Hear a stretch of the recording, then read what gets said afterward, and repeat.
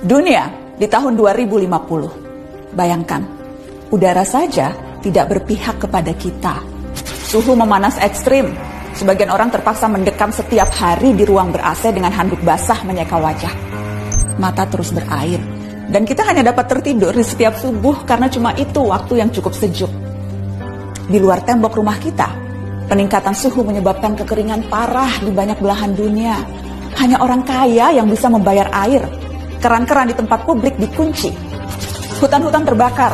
2 miliar orang berhadapan langsung dengan suhu yang bisa meroket sampai 60 derajat Celcius. Titik panas di mana tubuh manusia tak dapat bertahan lebih dari 6 jam. 2050, permukaan laut naik drastis menyebabkan badai ekstrim. Kota-kota pesisir tersapu pasang dan banjir menewaskan ribuan dan menggusur jutaan orang. Beberapa kota terpadat di dunia tenggelam, termasuk Alexandria, Kairo, Mumbai, Shanghai, Bangkok, dan tentu saja Jakarta. Orang-orang harus mengungsi ke tempat yang lebih tinggi. Setiap hari kita akan melihat foto rombongan keluarga mengarungi banjir. Yang agak beruntung bisa tetap tinggal di rumah dengan air hingga mata kaki. Seperti Jakarta di tiap musim banjir, tapi ini di seluruh dunia. 2050. Pandemi bukan hanya varian COVID. Perubahan suhu, banjir, urbanisasi, dan pergerakan populasi manusia mengakibatkan penyebaran penyakit. Setengah dari populasi dunia beresiko tertular malaria atau demam berdarah. Wabah baru bisa melampaui angka kematian penyakit jantung, menciptakan krisis perawatan kesehatan. Perusahaan asuransi pun menolak melayani. Apa yang kita lalui 2 tahun kemarin, tampak tak ada apa-apanya. 2050, kelaparan merajalela. Populasi dunia meningkat sampai 9 miliar jiwa, walau tingkat kesuburan manusia menurun.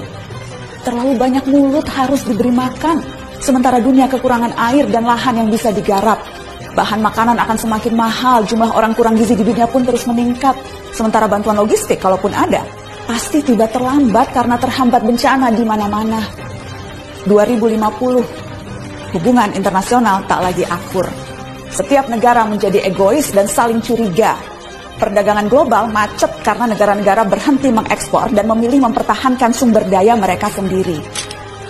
Padahal jutaan orang butuh bermigrasi.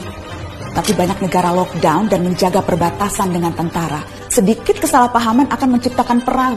Dan seperti biasanya, netizen lalu memperuncing keadaan dengan memenuhi media sosial dengan teori konspirasi dan video-video propaganda.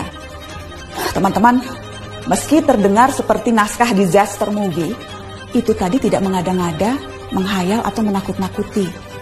Semua gambaran itu berbasis pada penelitian dan data-data saintifik. Hitungan skenario 2030, 2050, 2100 per tahun semuanya ada.